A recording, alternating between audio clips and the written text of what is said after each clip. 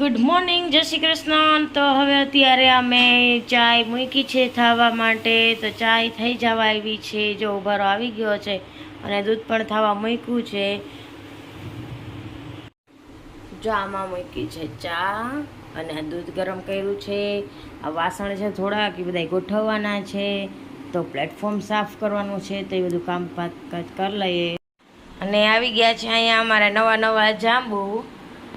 તો સવારમાં વાડિયુંના જાંબુ આવી ગયા છે. પછી નિરાતે ખાશું આપણે. કોણ મૂકી ગયું ખબર નથી. મારા સાસુએ સૂતા હતા અને હું ઉપર નાવા ધોવા ગઈ હતી. સવારમાં જાંબુ આવી ગયા છે. તો ચાલો મોજ કરશું જાંબુની. અહીંયા મમ્મીને નાવા માટે પાણી ગરમ મૂકી દીધું છે. અને હું હવે કચરા વારી લઈશ. ને કચરા વારીને પછી મમ્મીને માથું ધોવું છે. તો મમ્મી એમ કહે છે કે મને ધોઈ દી. મેં કીધું હાલ ધોઈ દઉં. કા મમ્મી કંડિક્શનર કરવું ને? હા, તો કંડિક્શનર કરી લઈએ. માથામાં હરખા ઘૂંટ નથી નીકળતી મારા હું માથામાંથી. તો હરખી નીકળી જાય. હાલો મળીએ પછી. હલો, બસ હમણાં ઉઠીશું. જમી કરીને સૂઈ ગઈ હતી. કામકાજ કરીને બધું કરીને ને અત્યારે ઉઠી છું. ને તમને હમણાં દેખાડું કેવો પવન છે. એકદમ પવન છે.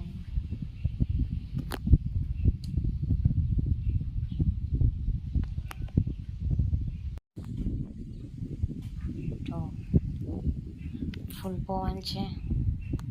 પંખો બંધ છે ને તોરણે ઉડે છે એકદમ. મારા રૂમમાં ફૂલ પવન છે.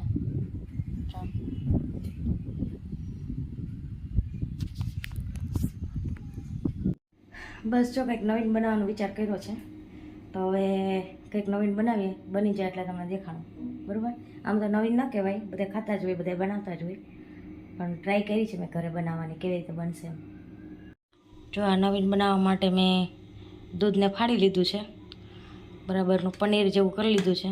પણ હવે એનું શું કરીશ નહીં તમને પછી બતાવીશ. થાય છે ચાસણી ગરમ થાય છે.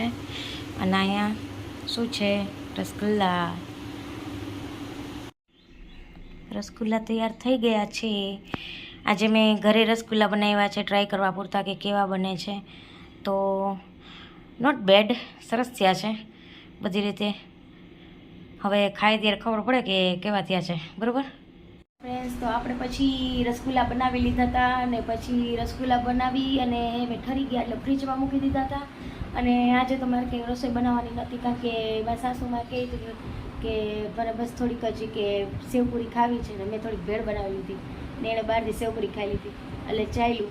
એટલે અમે આજ કંઈ બનાવ્યું નહીં. મેં થોડોક બ્લોગ ના બનાવ્યો, કારણ કે અમે થોડાક થાકી ગયા હતા. એટલે બધા બહાર બેસી ગયા હતા.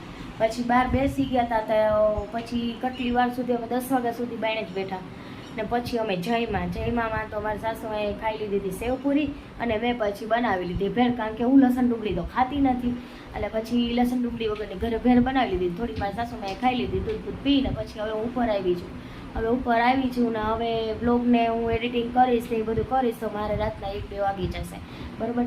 એટલે હવે નવા બ્લોગ બનાવતી હોય એટલે ક્યારેક એમ થઈ જાય કે આપણે આમાં શું કહેવું, શું ના કહેવું. ને ઘણી વાર તો મને એટલું ભૂલાઈ જતું હોય ને કે ક્યારેક આપણે એમ થઈ જાય કે આપણે એનું શું બોલવું એમ.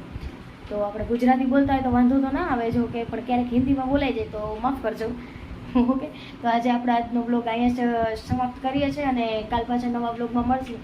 કાલ હવે નવા બ્લોગમાં આપણે શું કરીએ શું નહીં હવે જોઈએ કંઈક નવી રૂટીન. કારણ કે મારે રૂટીન એક જ હોય, સવારે ઉઠીને. તો હમણાં હું પૂજા નથી કરતી, કારણ કે પૂજા કરવામાં હમણાં એવું છે કે અમારે હમણાં પિંડરું ચાલે છે. અમારા કુટુંબમાં ટ્વિન્સ આવ્યા છે એટલે પછી અમારે 1.5 મહિનાનું પિંડરું હોય. એટલે પછી પૂજા પાઠ થાય નહીં. ન કરું કાનાની પૂજા કરવાનું સવારના પોરમાં એ હોય. રસોઈ પાણી હોય, કામકાજ હોય ઘરનું. બાકી તો જો હસબન્ડ દુબઈ હોય એટલે પછી કંઈ જવા આવવાનું તો એકલાને હોય નહીં. મમ્મી પપ્પાને ઘરે જવાનું હોય.